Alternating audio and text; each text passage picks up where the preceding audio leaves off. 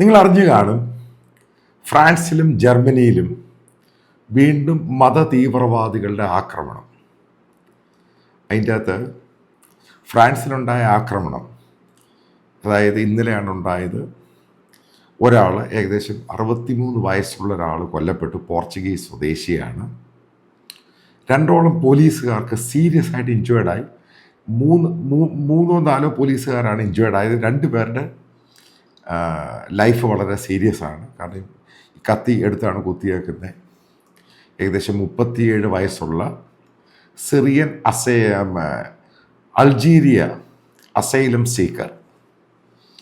അതേപോലെ തന്നെ ജർമ്മനിയിൽ ഇതേപോലെ കത്തിക്കുത്തുണ്ടായി. ഈ കത്തിയും വെച്ചുകൊണ്ട് സിറിയൻ റെഫ്യൂജി അസൈലം സീക്കർ, ഇവർ 2 പേരുടെ ആപ്ലിക്കേഷൻ തള്ളിക്കളഞ്ഞാണ്.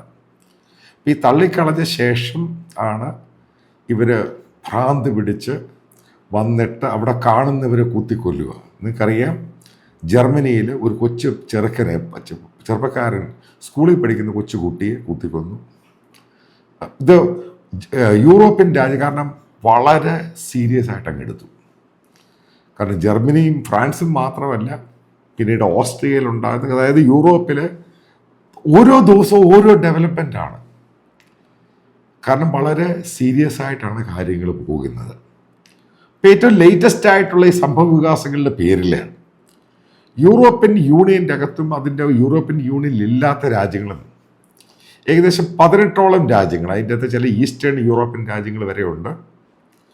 അവരെല്ലാം ഒരു തീരുമാനത്തിലോട്ട് പോവുകയാണ്. കാരണം ഡിസ്ലോയൽ ടു ദ നേഷൻ എന്ന് പറഞ്ഞ സംഭവം 2018 ഏകദേശം 15ഓളം യൂറോപ്യൻ രാജ്യങ്ങൾ ഈ ബില്ല് പാസ്സാക്കി. അതായത് നിയമം കൊണ്ടുവന്നു പാർലമെൻറ്റിൽ അവരുടെ സംഭവമൊക്കെ ആയിട്ട്. ആ രാജ്യത്തോട് ഡിസ്ലോയലായിട്ട്, അതായത് ലോയൽറ്റി ഇല്ലാതെ പെരുമാറുന്ന അവിടെയുള്ള വിദേശത്തു നിന്ന് വന്ന് അവിടെ സിറ്റിസൺഷിപ്പ് കിട്ടിയ ആൾക്കാരെ അവരുടെ സിറ്റിസൺഷിപ്പ് റിവോക്ക് ചെയ്യുന്ന ബില്ലാണ് ഈ ഡിസ്ലോയൽ ബില്ല് എന്ന് പറയുന്നത്. നിയമമാണത്. 15ഓളം രാജ്യങ്ങളുണ്ട്. 18-ലും അത് ചിലപ്പോൾ 22-23 ഈസ്റ്റേൺ യൂറോപ്യൻ രാജ്യങ്ങളിലോട്ട് പോകാനുള്ള സാധ്യതയുണ്ട്. കാരണം ഇത് വളരെ സീരിയസ് ആയിട്ട് അങ്ങ് പോവുകയാണ്. അപ്പോൾ എന്താണ് ഈ സംഭവം, ഈ ബില്ലെന്ന് പറയുന്നത്? അതിൻ്റെ അത് പ്രധാനമായിട്ട് മുസ്ലിം കമ്മ്യൂണിറ്റിയാണ് ഉദ്ദേശിച്ചിരിക്കുന്നത്. മുസ്ലിം കമ്മ്യൂണിറ്റി അവിടെ വന്ന് അവിടെ സിറ്റിസൺഷിപ്പ് എടുത്ത് അവിടെ ജീവിക്കുകയും ജോലി ചെയ്യുകയും ബിസിനസ് ചെയ്യുന്നവരും. അപ്പം ഇതിനകത്ത് മലയാളികൾ പലരും ഉണ്ട്, എനിക്കറിയാവുന്ന പല ആൾക്കാരും ഉണ്ട്. അവർക്ക് വേണ്ടി കൂടാണ് ഈ സംഭവം ഞാൻ പറയുന്നത്. അതായത് നിങ്ങളുടെ സിറ്റിസൺഷിപ്പ് റിവോക്ക് ചെയ്യും. അതായത് നിങ്ങൾ ഈ സോഷ്യൽ മീഡിയയിൽ വല്ലതും ഇസ്ലാമിക ടെററിസം, അതായത് മതതീവ്രത, ഇങ്ങനെയുള്ള സംഭവത്തെ പറ്റി നിങ്ങൾ വാട്സപ്പ് ആണെങ്കിലും ഫേസ്ബുക്കിലാണെങ്കിലും ഏതെങ്കിലും സോഷ്യൽ മീഡിയയിൽ ഏതെങ്കിലും വീഡിയോയുടെ താഴെ കമൻറ്റ് പറഞ്ഞാൽ പോലും, അതായത് അതും നിയമത്തിൻ്റെ പരിധിയിൽ വരും. കാരണം നിങ്ങൾ ആ നിയമം വായിച്ച് നോക്കണം. അപ്പം അതിനകത്ത് ഇൻസ്റ്റിറ്റ്യൂഷനെ ഒന്നും ചെയ്യാൻ പറ്റത്തില്ല, അതിനെതിരായിട്ട് ചെയ്യാൻ പറ്റത്തില്ല. രണ്ടാമത് ആ രാജ്യത്തിൻ്റെ കൾച്ചറുമായിട്ട് ബന്ധപ്പെട്ട്, കാരണം പ്ലൂറലിസ്റ്റിക് കൾച്ചറാണ്, അതിൻ്റെ അകത്ത് ക്രിസ്ത്യൻസ് കാണും, ഹിന്ദുസ് കാണും, മറ്റുള്ള പല ആൾക്കാരും കാണും. അതവരെ കാഫിർ എന്ന് പറഞ്ഞ ഇസ്ലാമിലുള്ള ആ സാധനം നിങ്ങൾ എടുത്ത് ഉപയോഗിക്കാൻ പാടില്ല. അതായത് മനസ്സിലാക്കുക, വീണ്ടും ഇത് അറിഞ്ഞിരിക്കേണ്ട സംഭവമാണ്. നിങ്ങൾ ആരെങ്കിലും ഏതെങ്കിലും ഒരു കമൻറ്റ് ഇട്ട് കഴിഞ്ഞാൽ നിങ്ങൾ സോഷ്യൽ മീഡിയയിലോ വാട്സപ്പിലോ സ്റ്റാറ്റസിലോ ഒക്കെ പോയിട്ട് അതിൻ്റെ താഴെ ഒരു കമൻറ്റ് ഇട്ടാൽ പോലും അത് നിങ്ങളുടെ സിറ്റിസൺഷിപ്പ് റിവോക്ക് ചെയ്യും. കാരണം ആ നിയമം കൂടുതൽ കർക്കശമാക്കാനാണ് ഈ 18ഓളം രാജ്യങ്ങൾ ഇപ്പോൾ തീരുമാനിച്ചിരിക്കുക. അപ്പോൾ ഇത് ഫർദർ, അപ്പോൾ ആ ലോ എന്ന് പറയുന്നത് ഫർദർ കൂടുതലായിട്ട് സ്ട്രെങ്തൻ ചെയ്യും. അതായത് നിങ്ങളിപ്പോൾ 10, 20, 25 വർഷം കൊണ്ട് അവിടെ താമസിക്കുന്നവരാണ് വിചാരിക്കുക. ആ സിറ്റിസൺഷിപ്പ് പോലും അവിടുത്തെ ഗവൺമെൻറ്റിന് റിവോക്ക് ചെയ്യാം. ഇത് പ്രധാനപ്പെട്ടൊരു പോയിൻ്റാണ് സംഭവം. അപ്പം അങ്ങനെ വന്നു കഴിയുമ്പോൾ നിങ്ങൾ മനസ്സിലാക്കേണ്ടതാണ്, നിങ്ങളുടെ പേര് പോലും, നിങ്ങളൊരു ഇസ്ലാം ആണെന്ന് പേര് പോലും നിങ്ങൾക്ക് ആ രാജ്യത്ത് പറയാൻ സാധിക്കില്ല.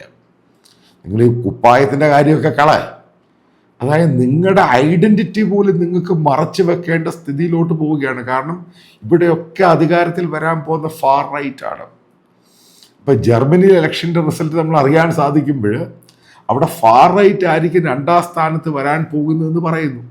അപ്പോൾ അവരുടെ പിന്തുണയോടുകൂടിയായിരിക്കും ക്രിസ്ത്യൻ ഡെമോക്രാറ്റിക് പാർട്ടി CDU അധികാരത്തിൽ വരിക, അല്ലെങ്കിൽ ഇവരോടൊക്കെ ചേർന്ന്, അതായത് സെൻട്രിസ്റ്റ് ആണെങ്കിലും ഫാർ റൈറ്റ് ആണെങ്കിലും റൈറ്റ് വിങ് ആണെങ്കിലും ലെഫ്റ്റ് ആണെങ്കിലും ഇതെല്ലാവരും കൂടി ഒരുമിച്ചിരുന്നുള്ള തീരുമാനത്തിലോട്ടാണ് കാര്യങ്ങൾ പോകുന്നത്.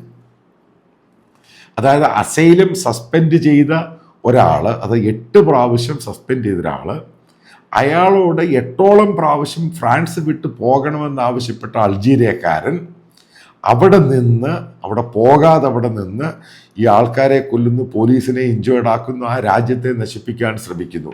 ഇത് സാധാരണക്കാരായ മുസ്ലിങ്ങളുടെ ലൈഫിലോട്ട് ബാധിക്കാൻ പോവുകയാണ്. അതാണ് ആ നിയമത്തിൻ്റെ പ്രത്യേകത. അപ്പം ഇങ്ങനെ വന്നു കഴിയുമ്പോൾ മനസ്സിലാക്കുക, എന്താണ് ലണ്ടൻ UK യിലുണ്ടത്. 6 ലക്ഷം പേരെ തെരഞ്ഞു പിടിച്ച് അവരെ എടുത്ത് പുറത്തു കളയാൻ പോകുന്നു. അവരും ഈ പറയുന്ന സിറ്റിസൺഷിപ്പ് റിവോക്ക് ചെയ്യുന്ന ബില്ലിലോട്ട് കടക്കാൻ പോകുന്നു. അതുമായിട്ടെല്ലാം ചേർത്ത് വെച്ച് വായിക്കണം. American vice president JD Vance പറഞ്ഞത്, അതായത് പല ആവർത്തി യൂറോപ്യൻ രാജ്യങ്ങൾക്ക് മുന്നറിയിപ്പ് കൊടുത്തിട്ടുണ്ട് അമേരിക്ക. അതായത് നിങ്ങൾ ഈ അസൈലം സീക്കേഴ്സിനെ ഈ അറേബ്യൻ രാജ്യങ്ങളിൽ നിന്ന് വരുന്ന മുസ്ലിങ്ങളെ അവിടെ എൻ്റർടൈൻ ചെയ്ത് കഴിഞ്ഞാൽ ആ രാജ്യത്തിൻ്റെ എല്ലാ രീതിയിലുമുള്ള ലോ ആൻഡ് ഓർഡറും ആ രാജ്യത്തിലെ കൾച്ചറും ഇവർ നശിപ്പിക്കും. അത് നിങ്ങൾക്കൊരു പാഠമാണ് എന്ന് പല ആവർത്തി അമേരിക്കൻ ഗവൺമെൻറ്റും അമേരിക്ക ഭരിച്ച പല ഗവൺമെൻറ്റും പല ആൾക്കാരും പറഞ്ഞിട്ട് നിങ്ങളത് കേട്ടില്ല. അത് പരസ്യമായിട്ടാണ് പറഞ്ഞത് അവിടുത്തെ ഈ മ്യൂണിക് സെക്യൂരിറ്റി കോൺഫറൻസിനകത്ത്. എന്നിട്ട് നിങ്ങൾ കേട്ടില്ല. ഇപ്പം നിങ്ങളിത് അനുഭവിക്കുകയാണ്. ഇതിന് ഞങ്ങൾ എന്താണ് ചെയ്യേണ്ടതെന്ന് JD വാൻസ് ചോദിച്ചു കഴിഞ്ഞപ്പോൾ ഈ യൂറോപ്യൻ രാജ്യങ്ങളിലുള്ള ആൾക്കാർ, അതായത് കേട്ടുകൊണ്ടിരുന്നവർ നിശബ്ദമായിപ്പോയി. അതിൻ്റെയൊക്കെ പ്രതിഫലനമാണ് ഈ വരാൻ പോകുന്ന ബില്ല്. കാരണം ഓരോ ദിവസവും അറ്റാക്ക് ഉണ്ടാവുകയാണ്. ജർമ്മനിയിലുണ്ടായി, അത് മാറി ദിവസം. കാരണം ആ രാജ്യത്ത് ഇങ്ങനെയുള്ള പ്രശ്നമുള്ള രാജ്യമൊന്നുമല്ല. ഓരോ ദിവസവും പ്രശ്നങ്ങളാണ്. ആൾക്കാരെ കൊല്ലുന്നു, റോഡിൽ കൂടെ പോകുന്നതിനെ കുത്തി കൊല്ലുന്നു. അത് കഴിഞ്ഞ് അള്ളാഹു അക്ബർ എന്ന് പറഞ്ഞ് കുത്താൻ വരുന്നു. ഓസ്ട്രേലിയയിലുണ്ടായ സംഭവം, പല സംഭവങ്ങളാണ്. ഇത് കേൾക്കുന്ന എനിക്കറിയാവുന്ന പല മുസ്ലിങ്ങളുണ്ട്, വളരെ കൂളായിട്ട് ജീവിക്കുന്നവർ. നിങ്ങൾ മനസ്സിലാക്കേണ്ടത്, നിങ്ങൾ ഇതിൽ നിന്ന് പൂർണ്ണമായിട്ടും വിട്ടുമാറിയേ മതിയാവും. കാരണം നിങ്ങൾ ഒരു കാരണവശാലും നിശബ്ദമായിട്ടിരിക്കാൻ ഇനിയും പാടില്ല. നിങ്ങൾ മുന്നോട്ട് വരണം. ഇത് അനുവദനീയമല്ല. കാരണം നിങ്ങളുടെ ലൈഫിനെ, നിങ്ങളുടെ കുട്ടികളുടെ ലൈഫിനെ എല്ലാം ഇത് ബാധിക്കുകയാണ്. നിങ്ങൾ ഈ കഴിഞ്ഞിടയ്ക്ക് യൂസഫ് അലിയുടെ ഒരു സ്റ്റേറ്റ്മെൻ്റ് ഉണ്ട്. അപ്പം അതിനകത്ത് അദ്ദേഹം പറയുന്നുണ്ട്, ഗൾഫിൻ്റെ ചാമെല്ലാം പോയി. കാരണം ഗൾഫ് എന്ന് പറയുന്നതിൻ്റെ ഒരു മാക്സിമത്തിലോട്ട് വന്നു കഴിഞ്ഞു. ഇനി ഒരു ഓപ്പർച്യൂണിറ്റി എന്ന് പറയുന്ന യൂറോപ്യൻ രാജ്യങ്ങൾ, ഈ പറയുന്ന രാജ്യങ്ങളിലൊക്കെ ഉള്ളൂ. പഠനമാണെങ്കിലും ജോലിയാണെങ്കിലും മറ്റുള്ള കാരണം വിദേശത്തൊക്കെ പോയി പഠിക്കാനും അവിടെ സെറ്റിലാകാൻ ശ്രമിക്കുന്ന മുസ്ലിങ്ങളോടൊക്കെയാണ് ഞാനിത് പറയുന്നത്. അതിൻ്റെ അകത്ത് ഈ പറയുന്ന നിങ്ങൾ മനസ്സിലാക്കേണ്ടത്, നിങ്ങൾ ഈ പറയുന്ന ഹമാസിനെ പിന്തുണയ്ക്കുന്ന കേരളത്തിലെ സുഡൂസിനെ നിങ്ങൾ എല്ലാ അർത്ഥത്തിലും തള്ളിക്കളയാതെ നിങ്ങൾക്ക് പോലും ഇന്ത്യയിൽ പോലും ജീവിക്കാൻ പറ്റത്തില്ല. ഞാൻ വെറുതെ പറയുന്നൊന്നുമല്ല. നിങ്ങൾ ഈ പറയുന്ന ഇന്ത്യയിൽ പോലും നിങ്ങളെ വെറുക്കപ്പെടും. ഈ നോർത്ത് ഇന്ത്യയിലൊക്കെ ഞാൻ കാണുന്നതാണ്. ഈ തലയിൽ ഈ സാധനം ഇട്ടുകൊണ്ട് ഈ സിറ്റിയിലൊക്കെ വന്നു കഴിഞ്ഞാൽ വലിയ പ്രശ്നമായത്. ട്രെയിനിൽ കയറിയ പ്രശ്നം അടുപ്പിക്കത്തില്ല. എന്താ ട്രെയിനിൽ കയറിയ പ്രശ്നം? ഞാനിത് കണ്ടിട്ടുണ്ടോ സംഭവം? കാരണം ട്രെയിനിൻ്റെ അകത്ത് ഞാൻ ഈ 3 ടയർ AC-യിലാണ്. ഞാനൊരു ആഗ്ര ട്രിപ്പിന് പോയ സമയത്ത് ഞാൻ ഈ ശബ്ദം കേട്ട് അപ്പുറത്തോട്ട് പോയി കഴിഞ്ഞപ്പോൾ അവിടെ സ്ലീപ്പറിൻ്റെ അകത്ത് പെട്ടെന്ന് കുറച്ച് ആൾക്കാർക്ക് നിസ്കരിക്കണം. അതിൻ്റെ അത് കുറച്ച് മുസ്ലിം സ്ത്രീകളും പുരുഷന്മാരും ഒക്കെ ഉണ്ട്. അപ്പോൾ ട്രെയിൻ മുഴുവനും റണ്ണിങ് ട്രെയിനാണ്. അകത്ത് നിസ്കരിക്കാൻ ശ്രമിച്ചു കഴിഞ്ഞപ്പം പിന്നീടുണ്ടായ സംഭവം അറിയും. നിസ്കാരം എല്ലാം കഴിഞ്ഞിട്ട് എല്ലാവരെയും ആൾക്കാർ വന്ന് അവരുടെ ചെവുക്കലിന് അടി കൊടുത്തു. അവർ അക്സെപ്റ്റ് ചെയ്തില്ല. ഇതിൻ്റെയൊക്കെ ആവശ്യമുണ്ട്. നിങ്ങൾ ആലോചിച്ച് നോക്കൂ. ഇന്ത്യയിൽ മെജോറിറ്റി എന്ന് പറയുന്ന ഹിന്ദു കമ്മ്യൂണിറ്റി വളരെ ടോളറൻസ് ഉള്ള കമ്മ്യൂണിറ്റി. അവൻ്റെ ലൈഫിനെയൊക്കെ കയറി അറ്റാക്ക് ചെയ്യാൻ പോകുമ്പോഴല്ലേ ഈ പ്രശ്നം ഉണ്ടാകുന്നത്. ഇവർക്ക് പ്രാർത്ഥിക്കണമെങ്കിൽ പള്ളിയിൽ പോയി പ്രാർത്ഥിക്കാൻ പറ്റും. ഓടുന്ന ട്രെയിനിൻ്റെ അകത്ത് പ്രാർത്ഥിക്കേണ്ട ആവശ്യം എന്ത്? ഇനി റോഡ് പ്രാർത്ഥന നിൽക്കുക. റോഡിൽ ഭയങ്കര നിസ്കാരവും നമാസും ഒക്കെ ആയിരുന്നു ഈ നോയമ്പ് സമയത്ത്. കഴിഞ്ഞ 3-4 വർഷം കൊണ്ട് നിങ്ങൾ കേട്ടിട്ടുണ്ട് ഇന്ത്യയിൽ ഈ നമാസ് എവിടെയെങ്കിലും റോഡിൽ കാണുന്നുണ്ടോ? അത് കംപ്ലീറ്റ് ആയിട്ട് ബ്ലാങ്കറ്റായിട്ട് അടി കൊടുക്കും ഇവർ. പോലീസ് ഉൾപ്പെടെ നിന്ന് അടിക്കുന്നത്. അതുകൊണ്ട് ആ സംഭവം അങ്ങ് സ്റ്റോപ്പായി. ആ സമയം ഒരെണ്ണം പോലും ഇല്ല. ഈ ബംഗാളിൽ വലിയ സംഭവമായിരുന്നു. പക്ഷെ അവിടെയുള്ള ഹിന്ദുക്കളെല്ലാം കൂടെ ഇറങ്ങി കഴിയും സംഭവം അങ്ങ് മാറി. ഇപ്പം ഞാനിത് പറയുന്നത് ഈ യൂറോപ്പിൻ്റെ കാര്യമൊന്നുമല്ല, ഇന്ത്യയുടെ കാര്യമാണ്. ഇപ്പം മനസ്സിലാക്കേണ്ട സംഭവമുണ്ട്, എല്ലാവർക്കും മതമുണ്ട്, വിശ്വാസമുണ്ട്. അത് പ്രദർശിപ്പിക്കേണ്ട നിങ്ങൾ ഈ പള്ളിയിലൊക്കെ പോയി പ്രദർശിപ്പിച്ചോളൂ. യൂറോപ്യൻ യൂണിയൻ്റെ തീരുമാനമായിട്ട് ബന്ധപ്പെട്ട് നിങ്ങൾക്ക് വരാൻ പോകുന്ന ദിവസങ്ങളിൽ യൂറോപ്പിൽ നിങ്ങളൊരു മുസ്ലിം പേര് പോലും കേൾക്കാൻ പറ്റത്തില്ല. ഇതിൻ്റെ കാര്യം, ഈ ചാക്കിൻ്റെ കാര്യം തോലച്ച നാശം, അത് യൂറോപ്പിൽ തൊടാൻ പറ്റാത്ത രീതിയിലാക്കി മാറ്റി വരാൻ പോകുന്ന ദിവസങ്ങളിലൊക്കെ. അപ്പം ആ രീതിയിലുള്ള നിയമങ്ങളിലോട്ടാണ് അവർ പോകുന്നത്. അതായത് ഹിജാബല്ല, ഹിജാബിൻ്റെ കാര്യം നിങ്ങൾക്ക് മുസ്ലിം പേര് പറയാൻ പറ്റത്തില്ല, നിങ്ങൾക്ക് അവിടെ സ്വാതന്ത്ര്യമായിട്ട് നിങ്ങളുടെ പള്ളിയിൽ പോകാൻ പറ്റത്തില്ല, ആ രീതിയിലാക്കിയെടുക്കും.